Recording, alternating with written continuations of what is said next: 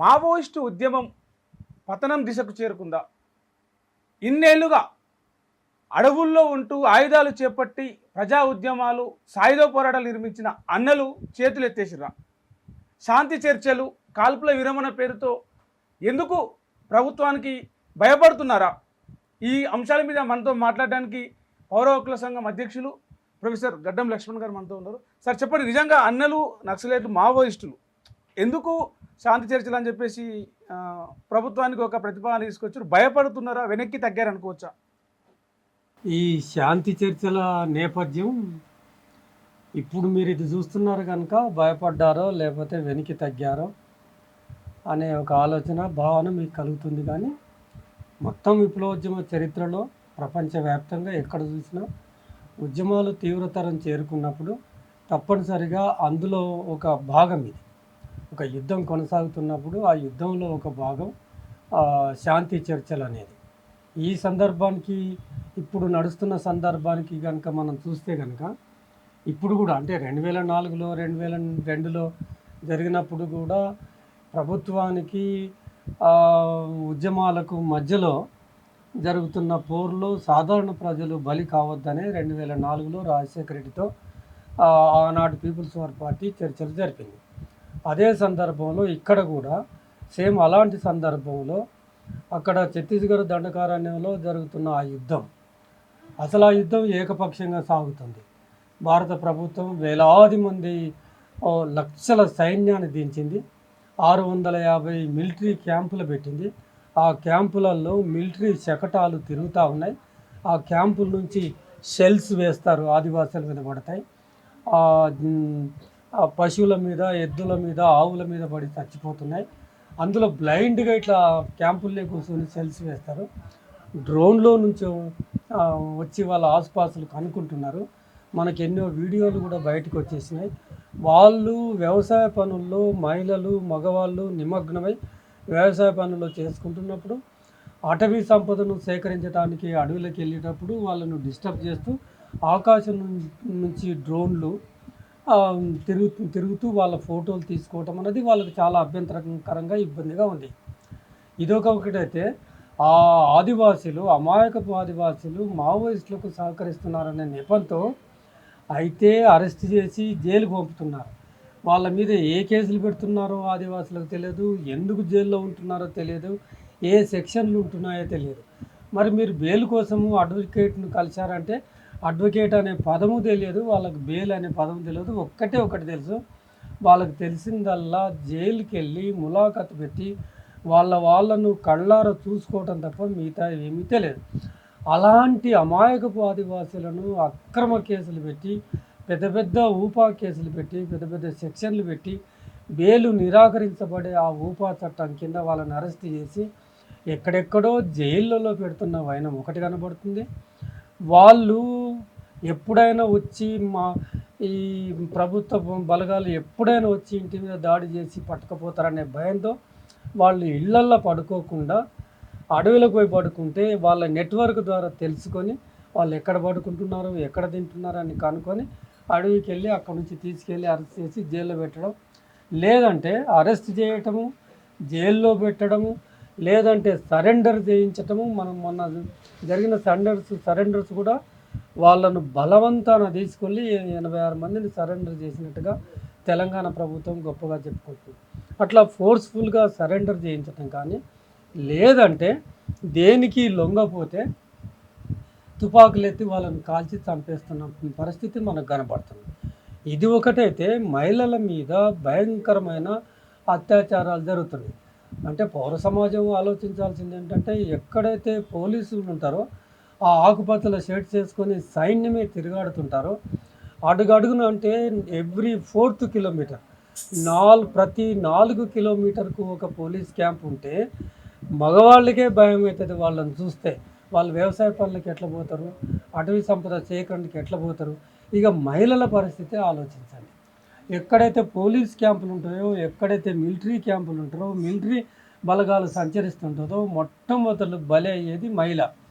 మనకు బయటకు వచ్చేవే కోకొల్లలు ఉన్నాయి. మహిళల పైన తీవ్రమైన అత్యాచారాలు జరుగుతున్నాయి. ఇది ఒక ఎత్తు అయితే, రెండవది ప్రత్యక్షంగా జరుగుతున్న యుద్ధంలో మావోయిస్టులతో ప్రభుత్వం చేస్తున్న యుద్ధంలో ఎక్కువ శాతం దాదాపుగా 2024 జనవరి 1 నుంచి మొదలు పెడితే ఇప్పటి వరకు ఈ 15 నెలల్లో దాదాపుగా 475 మంది చనిపోయారు బూటకపు ఎన్కౌంటర్లో. మా లెక్కల ప్రకారంగా మూడో వంతు ఆదివాసీలే చనిపోతున్నారు. దాదాపుగా 300 మంది అమాయకపు ఉద్యమాలతో, తూటాలతో, తుపాకులో సంబంధం లేని ఆదివాసీలు చనిపోతున్నారు. ఇంత మీరు చెప్తున్నది ఏదైతే ఉందో ఈ నక్సలైట్ల ఉద్యమంలో అమాయకులే బలవుతున్నారు, మహిళలు అత్యాచారాలు చేయబడుతూ ఉన్నారు, ఏమి ఉద్యమానికి నక్సలైట్లకు సంబంధం లేని సామాన్య ప్రజలు చనిపోతూ ఉన్నారని చెప్పేసి, ఈ చనిపోవడం ఇది అనేది ఇప్పుడు కాదు, నక్సలైట్ ఉద్యమం మొదలైన కాంచెల్లి ప్రజల మద్దతు నక్సలైట్లకు ఉంది. ఆ మద్దతు ఇచ్చినందుకు కావచ్చు, ఆ చుట్టుపక్కల ప్రాంతాల్లో నక్సలైట్ తిరుగుతున్నందుకు కావచ్చు, భద్రతా దళాలు ఇలా దాడులు చేయడం, చంపడం, కోవట్ల పేరుతోని రెండు వైపుల నుంచి ప్రజల మీద దాడులు, ప్రజల ప్రాణాలు కోల్పోవడం అనేది జరుగుతూనే ఉంది. మనం చరిత్రలో చూస్తున్నాం, మీకు ఆ విషయం తెలుసు. అయితే ఇప్పుడు ప్రజలు ఆదివాసీలు, అమాయక ఆదివాసీల ప్రాణాలు పోతున్నాయి అని మేము శాంతి చర్చలకు వస్తున్నాం, అందుకోసమే కాల్పుల విరమణ అంటున్నాం అని చెప్పేసి నక్సలైట్ చెప్తున్న మాటల్లో నిజమెంత? అంటే ఆదివాసీలు అమాయక వాళ్ళు చంపుతున్నారు అన్నదానికి ఒక ఉదాహరణ చెప్తాను. ఏప్రిల్ 26, 2024 నాడు ఎన్కౌంటర్ జరుగుతుంది. అక్కడ దండకార్యంలో ఎన్కౌంటర్ జరిగితే 29 మంది చనిపోతారు. 29 మందిలో 12 మంది మాత్రమే మావోయిస్టులు, మిగతా 17 మంది ఆదివాసీలు.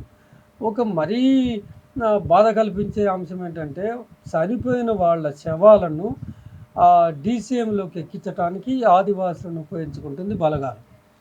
వాళ్ళు శవాలను పైకి ఎక్కించి డీసీఎంలోకి ఎక్కించిన తర్వాత వెంబడే వాళ్ళను కూడా కాల్ చేసిన పరిస్థితి. ఇది మనకేం చెప్తుంది? అమాయకపు ఆదివాసులు చనిపోతున్నారు. అయితే వాళ్ళు కూడా ఎందుకు చంపేస్తున్నారు? వీళ్ళకు సంఖ్య పెరగాలి. బలగాలు ఏదో గొప్పగా సాధించాం, 100 మందిని మట్టు పెట్టాం, ఒక్కొక్క ఎన్కౌంటర్లో 20 మందిని, 10 మందిని, 30 మందిని ఆ సంఖ్య పెంచుకోవటం కోసం తెలిసి కూడా ఆదివాసీలను తెలిసి పోలీసులకే సహాయం చేశారని తెలిసి వీళ్ళతో ఉద్యమాలతో ఏమాత్రం వాళ్ళకి అన్ని విషయాలు తెలిసినప్పటికీ వాళ్ళను కాల్చి చంపేస్తున్న పరిస్థితి మనకు కనబడుతుంది. ఇది కేవలం దేనికోసము? ఒకటి, సంఖ్య పెంచుకొని రివార్డులు, అవార్డులు పొందాలి. రెండవది, ఆదివాసులను కనుక టార్గెట్ చేసి చంపితే మిగతా ఆదివాసీలను టెర్రరైజ్ చేయొచ్చు, భయకంపితులను చేయొచ్చు. ఈ భయకంపితులను కనుక చేస్తే 2 జరుగుతాయి. ఒకటి, మీరు అన్నట్టుగా మావోయిస్టులకు సహకారంగా ఉండరు, ఇంత అన్నం పెట్టవచ్చు, ఇంత నీళ్ళు ఇవ్వచ్చు, వాళ్ళు పిలిస్తే మాట్లాడవచ్చు. అసలు వీళ్ళ ఇళ్ళలోనే వాళ్ళు ఉంటున్నారు, దగ్గరే ఉంటున్నారు. విడదీయలేని పరిస్థితుల్లో వాళ్ళు నివసిస్తున్నప్పుడు వాళ్ళను కలిపి చంపేస్తున్న పరిస్థితులు మనకు కనబడుతున్నాయి. ఈ రకంగా చంపేయటాన్ని, ఆదివాసులను చంపేయటాన్ని కనీసంగా ఒక మానవత్వం కోణంతో చూస్తే ఆదివాసులు బలైపోతున్నారనే ఉద్దేశంతో ఈ చర్చ. ఒక ఆదివాసులే కాదు, ఆదివాసులు చనిపోతున్నారు, వేలాది క్యాంపులు అక్కడ ఉన్నాయి. బస్తర్ డివిజన్లో మొత్తం దండకారణ్యంలో ఆ క్యాంపులను ఎత్తివేయాలని ఆదివాసీలు కోరుకుంటున్నారు. వాళ్ళ కాళ్ళ కింద ఉన్న ఖనిజ సంపద ఏదైతే ఉందో మొత్తం అడవిని నాశనం చేసి, పర్యావరణానికి విఘాతం కల్పించి, ప్రజలను భయకంపితులను చేసి, మొత్తం బూడిద చేసి, మొత్తం ఆ వనరులన్నిటినీ కార్పొరేట్ శక్తులకు అప్పజెప్పటానికి వ్యతిరేకంగా ఈ ఆదివాసుల డిమాండ్లను ముందుకు తీసుకెళ్ళి కనీసం వాళ్ళను రక్షించుకోవాల్సిన బాధ్యత ఉంది. ఇవాళ ఆదివాసీలే కాదు, మావోయిస్టులే కాదు, మొత్తం పౌర సమాజం ఆలోచించాల్సింది. వాళ్ళ మీద ఉన్న బాధ్యత ఏంటంటే ఆదివాసులను పరిరక్షించుకోవాలి. మొత్తం తెలంగాణలో ఆ ఆదివాసులను రక్షించుకోవటం కోసం అన్ని ప్రజా సంఘాలు ఒక తాటి మీదకి వచ్చి ఆదివాసీ హక్కుల పోరాట సంఘీభావ వేదిక 2024 మేలో ఏర్పాటై వాళ్ళని ఎట్లా రక్షించుకోవాలనే ఒక ఉద్యమాలను చేస్తుంది. ఇట్లా పౌర సమాజం మీద ఆదివాసీలను కాపాడుకోవాలంటే, వాళ్ళ హక్కులను కాపాడాలంటే, అడవుల్లో ఉన్న ఖనిజ సంపదను కాపాడాలంటే పోరాటానికి చాలా మార్గాలు ఉన్నాయి. ఆయుధాలు పట్టుకొని అడవుల్లో ఉండి అటు ఆదివాసీల ప్రాణాలకు ప్రమాదం, ఇటు అన్నల ప్రాణాలకు ప్రమాదం, ఇటు కొన్ని ఎదురుకాల్పుల్లో కావచ్చు, ఎన్కౌంటర్లలో కావచ్చు, ఇటు పోలీసులు బలగాలు చనిపోతూ ఉన్నాయి. ఒక యుద్ధ వాతావరణం, ఒక హింసాత్మక వాతావరణం ఉంటుంది. ఈ పోరాట పంతాన్ని ఇప్పుడున్న పరిస్థితుల్లో మార్చుకునే అవకాశాలు కూడా మార్చుకునే మార్గాలు అంటే కూడా ఉన్నాయి ఇప్పుడు కదా. మనం ఏదైతే రెఫర్ చేసి మాట్లాడుతున్నామో ఆదివాసీలు అని అదే చెప్తున్నాను. ఆదివాసీలకు వాళ్ళు చేస్తున్న పోరాటాలకు సంబంధం లేదు. సంబంధం లేని అమాయకపు ఆదివాసీలను రక్షించుకోవాల్సిన బాధ్యత ఉంటుంది. ఇక అందుకని పౌర సమాజం ఇవాళ ఒత్తిడి తేవాల్సింది ఏంటంటే చర్చల ప్రక్రియ ఒకటి ముందుకొచ్చింది. ఒకటి చెప్తున్నాను ఈ సందర్భంగా, చర్చలు చేస్తామని ఛత్తీస్గఢ్ ప్రభుత్వమే 2023 డిసెంబర్ ఎన్నికలలో మేనిఫెస్టోలో పెట్టింది. మేనిఫెస్టోలో పెట్టి మేము మావోయిస్టులతో చర్చలు జరపడానికి మేము సానుకూలంగా ఉన్నాం, వాళ్ళు ముందుకు రావాలని ఒక అప్పీల్ చేసింది. అప్పీల్ చేస్తే మావోయిస్టు పార్టీ నుంచి కూడా మేము కూడా సిద్ధమే అని అన్నారు. కాకపోతే వాళ్ళు పార్టీ ప్రభుత్వం నుంచి పెట్టిన కండిషన్ ఏంటంటే మీరు వనరులను మేము తీసుకొని వెళ్తాం, మైనింగ్ చేసి వనరులు తీసుకెళ్తాం, ఆ రవాణాకు ఇబ్బంది కల్పించొద్దు, అట్లాగే మేము విశాలమైన రోడ్లు వేస్తాం, రోడ్ల విస్తరణకు విఘాతం కల్పించొద్దు. ఇంకేముంది, వనరులను కాపాడడం కోసమే ఉన్నప్పుడు వనరుల దోపిడీ యథాతథ విధంగా జరుగుతుంది, మీరు వాటికి ఆటంకపరచొద్దు అని చర్చలు జరుపుతామంటే ఎవరికి సబబుగా ఉంటుంది? క్యాంపులు ఉన్నాయి, క్యాంపులు అక్కడే పెడతారు, క్యాంపుల నిండా వేలాది మంది బలగాలు ఉంటారు. వాళ్ళు ఒక్కసారి బయటకు వచ్చిందంటే 2000 మంది బలగాల కంటే బయట తిరగరు, ఇక అడవిలో తిరగరు. అన్ని క్యాంపుల్లో అంతమంది పోలీసులు, మళ్ళీ కొత్త కొత్త క్యాంపులు వేస్తున్నారు. వీళ్ళందరినీ అట్లాగే పెట్టి నిర్బంధానికి సంబంధించి, మారణ హోమానికి సంబంధించి, యుద్ధానికి సంబంధించిన పరిస్థితులు అన్నీ అట్లాగే పెట్టి మేము చర్చలు జరుపుతామంటే దానికి అర్థం లేదు. కనుక వాటిని ఆ క్యాంపులు ఇప్పటివరకైతే వేసిండ్రు క్యాంపులు, ఆ క్యాంపుల్లో ఉన్న బలగాలు క్యాంపులకే పరిమితం చేయాలని, రెండోది కొత్త క్యాంపులు పెట్టొద్దని వాళ్ళు మొన్న 28 మార్చి నాడు రాసిన లెటర్లో చాలా స్పష్టంగా రాసిండ్రు. అది ఒక ప్రజాస్వామికమైన ఆకాంక్ష. అంటే ఆ వాతావరణాన్ని కల్పించాలి, చర్చలని ఒకటే కాదు, ఆ వాతావరణాన్ని కల్పించాలి. వాతావరణం అని మావోయిస్ట్ పార్టీ బహుశా ఎందుకు చెప్తుందంటే దానికి ఒక బిట్టర్ ఎక్స్పీరియన్స్ ఉంది. 2010లో ఇదే చర్చల సందర్భం చిదంబరం టైంలో వస్తే ఆ చర్చల పేరు మీద అప్పుడు స్వామి అగ్నివీర్ చొరవ తీసుకొని ఆ చర్చల ప్రక్రియ భారత ప్రభుత్వం మొదలుపెట్టినప్పుడు అప్పుడు పార్టీ నుంచి ఆజాద్ అని మావోయిస్ట్ పార్టీ నాయకుడు వస్తే ఆయనను బూటకపు ఎన్కౌంటర్లో చర్చలకు వచ్చిన వ్యక్తిని చంపేశారు. కనుక చర్చలకు సానుకూలమైన వాతావరణాన్ని కల్పించండి అనే ఒక డిమాండ్ వచ్చింది. ఇప్పుడు మనం చెప్తున్నది కూడా ఏంటంటే మొత్తం ప్రజా సంఘాలు, పార్టీలు, ప్రజాస్వామికవాదులు, కవులు, కళాకారులు, మేధావులు, ఆలోచనాపరులు, ప్రజాతంత్రవాదులు వీళ్ళందరూ కలిసి చేయాల్సింది ఏంటంటే భారత ప్రభుత్వం మీద ఆ మేరకు ఒత్తిడి తీసుకొచ్చి let them come across the table, any problem can be resolved through the table అని అంటూనే ఉంటారు. కనుక వాళ్ళు ఒక తుపాకులకు పని చెప్పడం కాకుండా, హింసకు పని చెప్పుడు కాకుండా వాళ్ళు వచ్చి చర్చల ద్వారా ఎంతో కొంత శాంతిని నెలకొల్పాల్సిన అవసరం ఉంటుంది. ఒక ప్రక్రియ మొదలైంది. మార్చి 24 నాడు హైదరాబాదులో శాంతి చర్చల కమిటీ ఒకటి ప్రారంభమై ఒక రౌండ్ టేబుల్ సమావేశాన్ని కూడా ఏర్పాటు చేసింది. ఆ శాంతి చర్చల కమిటీ మరింత భారత ప్రభుత్వం మీద ఒత్తిడి తెచ్చేటట్టుగా మొత్తం పౌర సమాజం భారత ప్రభుత్వం మీద ఒత్తిడి తీసుకొచ్చి, ఇప్పుడు మనం ప్రజాస్వామ్యానికి గీటురాయి ఏంది? తుపాకీ ఎత్తటం, ఇటువైపు నుంచి తుపాకీ ఎత్తడం, అటువైపు నుంచి తుపాకీ ఎత్తటం ఒక్కటే కాదు కదా. ప్రజాస్వామ్య దేశంలో సంభాషించుకోవటానికి అవకాశం ఉంటుంది. సాధ్యమైనంత వరకు శాంతి కోసం పాటుపడాల్సిన అవసరం ఎంతైనా ఉంటుంది. కనుక ఎట్లయితే శాంతి నెలకొల్పబడుతుందని ఆలోచించి భారత ప్రభుత్వం చర్చలకు రావాల్సిందిగా కోరుతాం. గతంలో మావోయిస్టులు చర్చలకు ప్రతిపాదన పెట్టినప్పుడు కావచ్చు, ప్రభుత్వం వైపు నుంచి చర్చలకు ప్రతిపాదన వచ్చినప్పుడు కావచ్చు, మావోయిస్టులు ఒప్పుకొని చర్చలకు ముందుకు వచ్చిన సందర్భాల్లో కావచ్చు, ఇప్పుడు తాజాగా కాల్పుల విరమణ శాంతి చర్చలు చేద్దామని ఏదైతే ప్రతిపాదన మావోయిస్టుల నుంచి వచ్చిందో, ఇవన్నీ కూడా మావోయిస్టులు బలం తగ్గిపోతున్న క్రమంలోనే ఇలాంటి కొత్త ప్రతిపాదన పెడతా ఉన్నారు. కాల్పుల విరమణ కాగానే వాళ్ళు మళ్ళీ రిక్రూట్మెంట్స్ చేసుకొని దళాల బలాన్ని పెంచుకొని మళ్ళీ ప్రభుత్వం మీద అదే హింసాత్మక చర్యకు దిగుతూ ఉన్నారని చెప్పేసి ఒక వాదన కూడా వినిపిస్తుంది. అందులో నిజం ఎంత అంటే ఒక ప్రజాస్వామ్యం పైన ఒక విశ్వాసం లేని వాళ్ళు, ఒక రాజ్యాంగం పైన ఒక విశ్వాసం లేని వాళ్ళు ఆర్టికల్ 19 ఆర్టికల్ 21 మీద నమ్మకం లేని వాళ్ళు, జీవించే హక్కు మీద నమ్మకం లేని వాళ్ళు, లేదా ఫాసిస్టు చర్యలకు పాల్పడే ప్రభుత్వాలు ఏం ఆలోచిస్తున్నాయి? ఒక ఆరోపణ, ఒక అడ్డం వేసే పుల్లలు అడ్డం వేసే చర్యకి ఏం పడుతున్నాయంటే, మావోయిస్టులు అసలు విషయం పక్కెట్టి ఆదివాసీల రక్షణ గురించి చర్చల ప్రక్రియ ముందుకు వచ్చిందనే అసలు విషయం పక్కకెట్టి మావోయిస్టులు బలహీనపడ్డారనో, లేకపోతే మావోయిస్టుల బలగం తగ్గిపోయిందనో, వాళ్ళు ఇక ధీటుగా ఎదుర్కోలేని సందర్భంలోనే ముందుకు వచ్చారని, ఇవన్నీ ముందుకు తీసుకొచ్చి ఒక శాంతి ప్రక్రియను దెబ్బగొట్టే ప్రయత్నం చాలా సిస్టమేటిక్గా జరుగుతూ ఉన్నారు.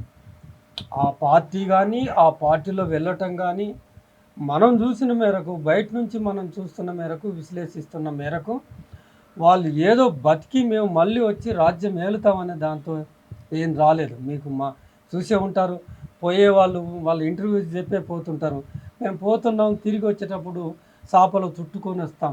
వీళ్ళు సిద్ధమైపోయిన వాళ్ళు బలహీనపడ్డారా లేదా బలంగా ఉన్నారా అని కాదు, బలంగా ఉన్నప్పుడు కూడా శవాలు లేచినాయి.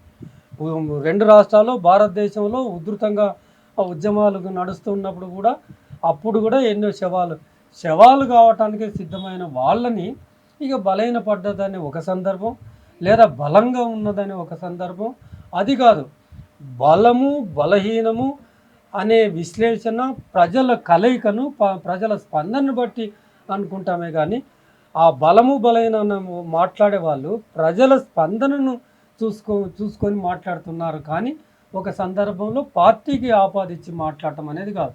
3 అంశాలు ఉంటాయి: ప్రజా స్పందన, ప్రజా చైతన్యం, ఆ చైతన్యానికి మూలమైన ఒక పార్టీ ఉద్యమం, ఆ తర్వాత ఆదివాసీల కేంద్రంగా ఉన్న ఆదివాసీ ప్రాంతాల్లో ఆదివాసీల రక్షణ, సామాన్యంగా మనకు బయటి ప్రపంచంలో మైదాన ప్రాంతంలో ఉన్న సాధారణ ప్రజల రక్షణ. ఈ 4 అంశాలను క్రోడీకరించి మాట్లాడాలే కానీ ఒక శాంతి ప్రక్రియను, మరీ ముఖ్యంగా బీజేపీ సానుభూతి పరులు, ఆర్ఎస్ఎస్ భావజాలం నిండిపోయిన వాళ్ళు, హింసకు ఎవరైతే అత్యధికమైన ప్రాధాన్యత ఇస్తారో వాళ్ళు మాత్రమే అడ్డుపడుతున్నారు. కానీ ఒక మంచి జరగబోతుందంటే ఎందుకు అడ్డుపడాలి అని, తుపాకుల మోత ఆగిపోతుందంటే ఆహ్వానించాలి కదా. నువ్వు బలమో బలహీనమో ఇప్పుడు లెక్క పెట్టుకోవడం అంటే శాంతి కావాలా లేదా అనేది ప్రధానంగా మీరు అడగాల్సిన ప్రశ్నలు అవి. రైట్ సార్, మీరు అన్నట్టుగానే మాట్లాడదాం. ఇప్పుడు ఏదైతే ఒక పౌర హక్కుల సంఘం నేతగా మీరున్నారు, చాలా విషయాల మీద మాట్లాడుతూ ఉంటారు, హక్కుల గురించి మాట్లాడుతూ ఉంటారు. ఆ కోణంలో నేను ఒక ప్రశ్న అడుగుతా: హక్కులు గొప్పవా, ఆయుధాలు గొప్పవా? ప్రభుత్వాలు గొప్పయా, ప్రజా ఉద్యమాలు గొప్పయా? అయితే శాంతి గొప్పది. ప్రజలు మీరన్నట్టు శాంతి ఉండాలంటే ప్రజలు హక్కులు హరించబడకూడదు, అందుకని ఆయుధాలు అవసరం రాకూడదు, ప్రజా ఉద్యమాలు ఉండకూడదు. అంటే శాంతి, ఇవన్నీ లేకపోతేనే శాంతి ఉంటుంది కదా.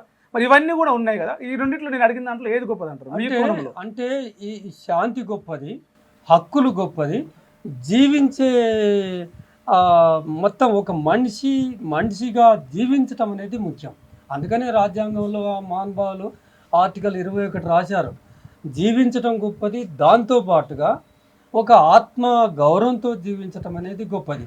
ఆయుధాలు ఎప్పటికీ గొప్పది కాదు.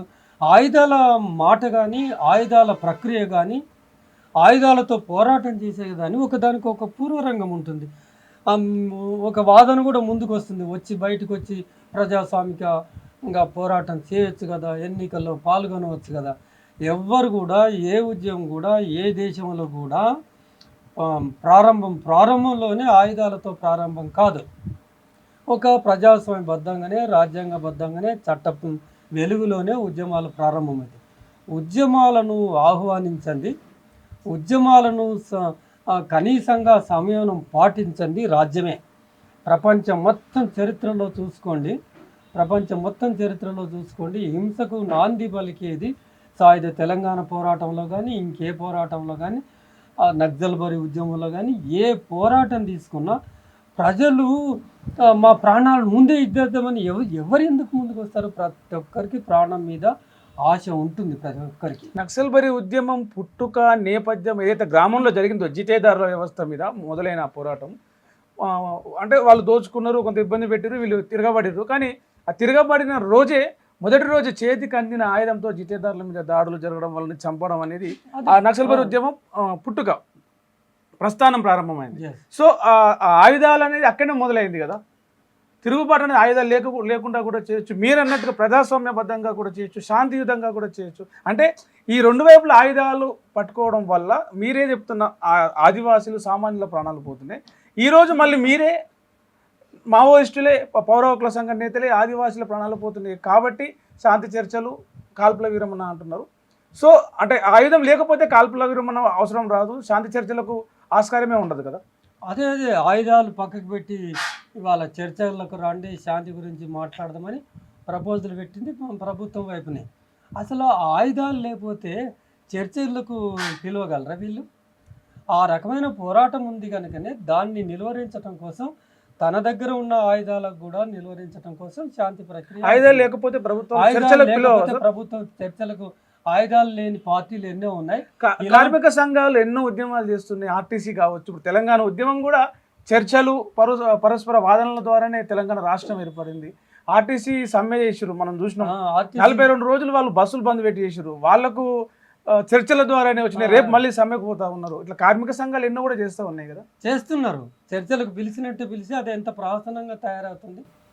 ఎక్కడైనా దాన్ని ఒక ప్రజాస్వామిక పద్ధతిలో కానీ లేకపోతే నిజంగా ఆ సమస్యకు పరిష్కారం కనుక్కుందామనే దానికి ఆ ఉద్దేశంతో ముందుకు వస్తున్నారు. అంతెందుకు సాయుధ పోరాట ఉద్యమకారులతో కూడా చర్చలు జరుపుతున్నప్పుడు ఆ చర్చలు నిజంగా చిత్తశుద్ధితో చర్చలను ప్రక్రియ మొదలు పెడుతుందా, ప్రభుత్వానికి కావాల్సింది, రాజ్యానికి కావాల్సింది హింస, అది ఖచ్చితంగా నిరాఘాటంగా కొనసాగాలి. అప్పుడున్న చర్చలను ఫెయిల్ చేసింది ఎవరు, వైఫల్యం చేసింది ఎవరు, దాన్ని విఫలం చేసింది ఎవరు? ప్రభుత్వం వైపు నుంచి ఆ వైఫల్యం జరిగింది. ఒకవైపు చర్చలు సీజ్ ఫైర్ అని కాల్పుల విరమణ ప్రకటించి మొట్టమొదటిసారి మళ్ళీ కాల్పులకు దారి తీసింది మళ్ళీ ప్రభుత్వం అయితే కదా. చర్చలకు వచ్చిన రియాజును పట్టుకొని కాల్చి చంపింది ప్రభుత్వమే కదా. ప్రభుత్వానికి ఎప్పుడు కూడా దాని దగ్గర బలగాలు ఉన్నాయి, దాని దగ్గర తుపాకులు ఉన్నాయి, దానికి సరిపడే ఆయుధ సామాగ్రి ఉంది, దానికి సరిపడే ఆర్థిక వనరు ఉంది. కనుక విర్రవీగిపోయి ఆ చర్చలు లేదా శాంతి నెలకొల్పదామనే ఉద్దేశం మాత్రం వాళ్ళకు ఉండాలి. సరే, ఇప్పుడు మీరు అంటున్నట్టుగానే శాంతి చర్చలకు మావోయిస్టులు సిద్ధంగా ఉన్నారు. వాళ్ళు ప్రజా అవసరాల రీత్యా ప్రజల మేలు కోరి వాళ్ళు శాంతి చర్చలకు వస్తూ ఉన్నారు. ప్రభుత్వం ఏమో అసలు వీళ్ళు లేకపోతే వీళ్ళని పూర్తిగా అంతం చేసి శాంతి చర్చలు అసలు అవసరమే ఉండదు, వీళ్ళని పూర్తిగా 2022 మొత్తం లేకుండా చేస్తామని చెప్పేసి ప్రభుత్వం ఏమో కంకణం కట్టుకొని ఇట్లా ఉన్న పరిస్థితి. ప్రస్తుతం ఈ సీజ్ ఫైర్కి, పీస్ టాక్కి అనుకూలతలు ఏంటి దేశంలో ఉన్నాయి? అసలు అనుకూలమైన పరిస్థితులు ఉన్నాయి? ఉద్దేశం అది వీళ్ళు లేకుండా చేద్దాం అనేది అసలు ఉద్దేశం. ఒక ఉద్యమం లేకుండా వాళ్ళంతా పట్టుబట్టి ఉన్నప్పుడు ఆ పీస్ టాక్, సీజ్ ఫైర్ అనే పరిస్థితికి అనుకూలతలు భారతదేశంలో కనిపిస్తున్నాయి. సాధ్యం అవుతుందా అంటే? ఎందుకు సాధ్యం కాదు? ఇంతకంటే భయంకరమైన ఉద్యమాలు కొనసాగుతున్న సందర్భంలో కూడా శాంతి చర్చలు, ఎవరైనా సరే ఇద్దరు తెలుసుకుంటే శాంతి అనేది కొనసాగుతుంది కదా. అందుకని శాంతి నెలకొల్పడానికి ఇరుపక్షాల వాళ్ళు ముందుకు రావాల్సిందే. కనుక అట్లీస్ట్ మనం దేశవ్యాప్తంగా ఇవాళ భారతదేశంలో శాంతి చర్చల ప్రక్రియ తెలంగాణలో మొదలైంది.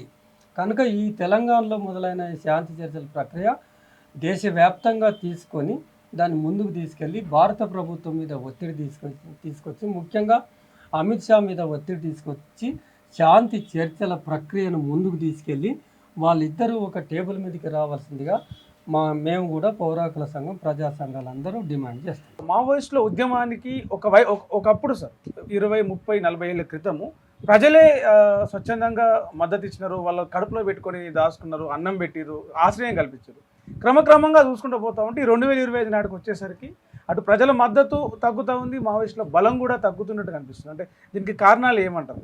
అదే ప్రజల మద్దతు తగ్గుతున్నట్టుగా, మావోయిస్టుల బలం తగ్గుతున్నట్టుగా అది కాదు కారణం. ప్రభుత్వం రాను రాను సామ్రాజ్యవాదం, ఇవాళ మనల్ని పరిపాలిస్తున్నది బీజేపీ కాదు, ఇవాళ మనం పరిపాలిస్తున్నది సామ్రాజ్యవాదం. సామ్రాజ్యవాదము క్రూరత్వాన్ని నమ్ముతుంది, సామ్రాజ్యవాదం హింసను ప్రేరేపిస్తుంది, హింసను నిలబెడుతుంది, హింసను కొనసాగిస్తుంది. దానికి వీళ్ళను మన దేశంలో ఉన్న పెట్టుబడిదారులను, రాజకీయ నేతలను వాడుకుంటుంది.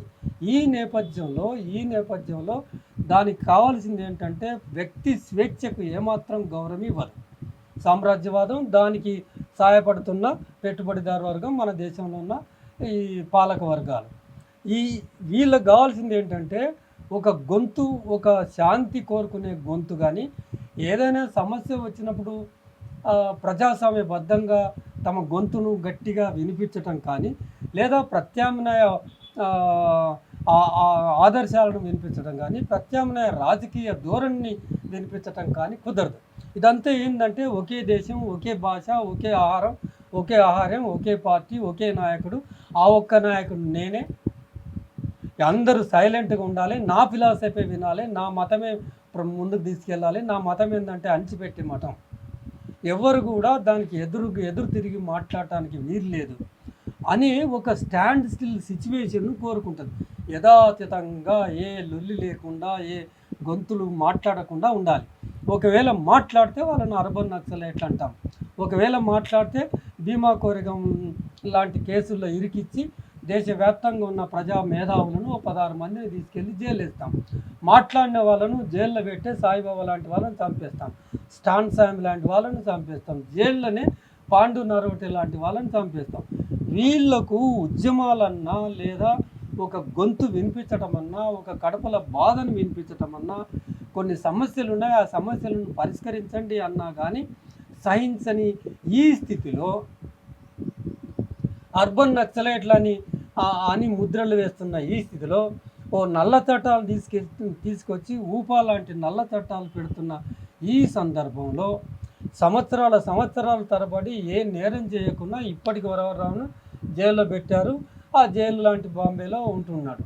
అయితే ఇటువంటి పరిస్థితి అంటే భయంకరమైన రిప్రెషను, గొంతు విప్పటానికి అవకాశం లేని ఈ పరిస్థితులు గమనంలోకి తీసుకోకుండా ప్రజల మద్దతు తగ్గింది.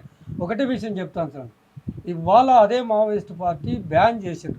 ఏ రాజకీయ పార్టీలను కానీ నిషేధిత ప్రక్రియ అనేది మొదలుపెట్టి. ఎందుకు నిషేధించింది ఆ పార్టీని? ఒక రాజకీయ పార్టీ. ఆ పార్టీ ఏ ఆకాంక్షల కోసం పనిచేస్తుంది, ఆ పార్టీ ప్రజల డిమాండ్ని ఎట్లా ముందుకు తీసుకొస్తుంది, ఆ రాజకీయ పార్టీని రాజకీయంగా వ్యవహరించడం కాకుండా దాన్ని నిషేధించింది. ఆ నిషేధించినప్పటికీ ఆ పార్టీ ఒక ప్రజాస్వామ్యబద్ధంగా ప్రజలను కల్పించే ఒక ప్రక్రియ కనుక ఆ పార్టీ మొదలుపెట్టి ఆ ఫిర్యాదుగూడలో జరిగిన లాంటి ఒక బహిరంగ సభకు పిలుపునిచ్చింది అనుకోండి, రాణిస్తుందా ఈ ప్రభుత్వం? నీకు బలం ఎక్కడ కనబడుతుంది?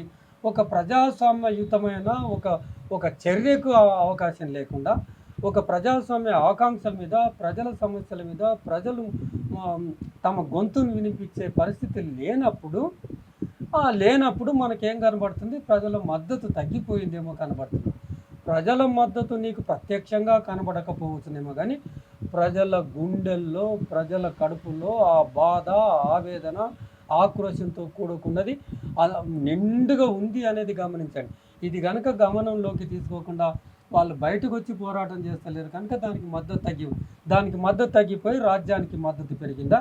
ఇవాళ ఆకలిని అడ్రస్ చేస్తుందా ప్రభుత్వం? ఇవాళ 297 దేశాలలో ఆకలి ఎంత ఉందని అర్థం చేస్తే మన దేశం ఎంత? 190 దేశాల్లో ఆ ర్యాంకు సాధించింది. అంటే ఎక్కడ ఏ సమస్య పరిష్కరించబడకపోగా పోరాటం చేస్తలేరు అని మద్దతు లేదు పోరాటకారులకు అని అనుకోవటానికి లేదు. ఎప్పుడు అనుకోవాలి ప్రజల మద్దతు లేదు అని ఎప్పుడు అనుకోవాలంటే ఈ దేశంలో ఆర్థిక అసమానతలు రూపుమాపినప్పుడు, ఈ దేశంలో మహిళలపైన అత్యాచారాలను రూపుమాపినప్పుడు ఇవి కొలమానాలు కావాలి. ఈ దేశంలో దరిద్రం లేకుండా చేసినప్పుడు, ఈ దేశంలో పత్రికా స్వేచ్ఛ ఉన్నప్పుడు, ఈ దేశంలో వ్యక్తి స్వేచ్ఛ ఉన్నప్పుడు, ఈ దేశంలో వాక్ సభా స్వాతంత్రాల కంప్లీట్గా ఉన్నప్పుడు మాత్రమే. అంతెందుకు సంతోషంగా ఏ దేశాలు ఉన్నాయని అర్థం చేస్తే భారతదేశం అట్టాడుగా ఉంది. అంటే nobody is happy with your governance. ఈ దేశంలో ఎక్కడ కూడా మీరు పరిపాలనించే పద్ధతుల ద్వారా కానీ, లేదా మీరు తీసుకొచ్చే పాలసీల వల్ల కానీ నోబడీ ఈజ్ హ్యాపీ. ఎవరు కూడా సంతోషంగా లేరు. మన దేశంలో మొత్తం సంపదంతా, భారత సంపదంతా కొద్దిమంది చేతుల్లో మాత్రమే కేంద్రీకృతమైంది. భారతదేశంలో 191 మంది మాత్రమే బిలియనీర్స్ ఉన్నారు. 1% మంది దగ్గర మాత్రమే, భారతదేశంలో 1% మంది ప్రజల దగ్గర మాత్రమే 70% సంపద పోగుబడింది. అంటే మిగతా 99% ప్రజల దగ్గర సంపద లేనట్లేగా. అంటే ఇంత తారతమ్యాలు పెట్టుకొని ప్రజలు హ్యాపీగా సుఖ సంతోషాలతో మా వైపే ఉన్నారని ఎట్లా అంటాం? మీ వైపు ఉన్నారు అని అనుకోవటం ఒకటి భ్రమ అయితే, ఉద్యమాల వైపు లేరు అనుకుంటే మాత్రం మీరు తీసుకొచ్చే పాలసీ విధానాలు ఎప్పటికైనా వైఫల్యం చెందుతుంది. అవి వాళ్ళలో అసంతృప్తి నిగూఢంగా పేరుకొని ఉంది ప్రజల్లో. ఆ అసంతృప్తి మీరు సంవత్సరానికి 2 కోట్ల ఉద్యోగాలు ఇస్తామని ఒక్కసారి ఆలోచించండి. ఇప్పుడు ఎవరికి ఉద్యోగాలు ఇస్తున్నాం? మొత్తం ఉన్న ఉద్యోగాలన్నీ ఊడిపోతున్నాయి కదా. అయితే ఈ నిరుద్యోగ యువత ఒక్కసారి కన్నర చేసిందంటే అది మీ ప్రభుత్వాల పునాదులు కదిలిపోతాయి. మీరు చూసుకోండి. ఉద్యమాలకు సానుకూలంగా ఉన్నారా లేదా అనే ఆ లెక్కలు వేసుకునే బదులు మీరు ప్రజల ఆకాంక్షను ఏ మేరకు నెరవేరుస్తున్నామని అంచనా వేసుకుంటే ఉద్యమాల రాజ్యమా అనేది తెలియదు. సార్, చివరగా ఒక ప్రశ్న. ఎప్పుడైతే శాంతి చర్చలకు మావోయిస్టులు ముందుకు వస్తారో కొంత సంధికాలం ఏర్పడుతుంది, కొంత గ్యాబ్, అంటే కాల్పుల విరమణ, కొంత ఉద్యమం గ్యాబ్, ఒక సైలెన్స్ అనేది ఏర్పడుతుంది. ఆ సైలెన్స్లో, ఆ గ్యాప్లో మావోయిస్టులు రిక్రూట్స్ చేసుకుంటారు, తిరిగి బలాన్ని పుంజుకుంటారు. అట్లా అది జరిగిన సందర్భాలు కూడా మనం చూసినాం. ఇది కూడా అలాంటి ఎత్తుగడని అనుకోవచ్చా? ఒక పోలీస్ ఆఫీసర్ చెప్తున్నాడు, ఆ 2004 ఎక్స్పీరియన్స్ను ఉటంకిస్తూ తను ఏం చెప్తున్నాడంటే, బయటికి తెలిస్తేమో ఉద్యమాలు బలపడతాయి అనేది తెలుస్తుంది, కానీ కనబడని విషయం ఏంటంటే రాజ్యం మరింత బలపడుతుంది. కేవలం వాళ్ళు బలపడతారని నేను ఎట్లా అనుకుంటాం? ఈ కాల్పుల విరమణ సందర్భంలో వాళ్ళు టెక్నాలజీ పెంచుకోవటం, డ్రోన్ల దిగుమతి చేసుకోవటం, సాంకేతిక పరిజ్ఞానం, అసలు ఇంకా ఆలోచిస్తారు. ఇంకా నిర్బంధాన్ని ఎట్లా పెట్టేటట్టుగా చేయాలనేది వాళ్ళు ఆలోచిస్తారు. అయితే వీళ్ళు ఒకవేళ ఉద్యమాలు బలపడతాయనే దానికి ఆన్సర్ ఏంటంటే, నీ దగ్గర పోలీసు బలగాలు ఉన్నాయి, నీ దగ్గర ఇంటెలిజెన్స్ యంత్రాంగం ఉంది, నీ దగ్గర అన్ని హంగులు ఉన్నాయి కనుక ముందుకోకుండా బలపడకుండా చూడాలి. కానీ బలపడతారు అనే నెపంతో శాంతి ప్రక్రియకు అడ్డం పడేయటం అనేది అప్రజాస్వామికము. రైట్. అంటే శాంతి చర్చలు అనేవి కేవలం ఆదివాసీలు, అమాయక ఆదివాసీలు ప్రాణాలు కోల్పోతున్నారు, వాళ్ళ ప్రాణాలు కాపాడడానికి. కానీ ఇది ఉద్యమ విరామం కాదు. ఖచ్చితంగా ఈ ఉద్యమం అనేది కొనసాగుతూనే ఉంటుంది. ప్రభుత్వం ఎంత దమనకాండ చేసినా, ఎంత ఉక్కుపాదం మోపినా ప్రజల నుంచి మళ్ళీ తిరుగుబాటు మొదలవుతుంది. నిరుద్యోగులు, యువత అందరూ కూడా తిరగబడే రోజు వస్తుంది. ఆ రోజు కోసం ఎదురు చూస్తూ ఉండాలని చెప్పేసి పౌర హక్కుల సంఘం అధ్యక్షులు ప్రొఫెసర్ గడ్డం లక్ష్మణ్ గారు అయితే చెప్తా ఉన్నారు. కెమెరామెన్ అజర్తో ప్రవీణ్, హైదరాబాద్, తొలి వెలుగు. ప్రపంచంలో ఏ మూల ఏ క్షణం ఏం జరుగుతుందో వేగంగా తెలుసుకోవడానికి తొలి వెలుగు వాట్సాప్ ఛానల్ని ఫాలో చేయండి.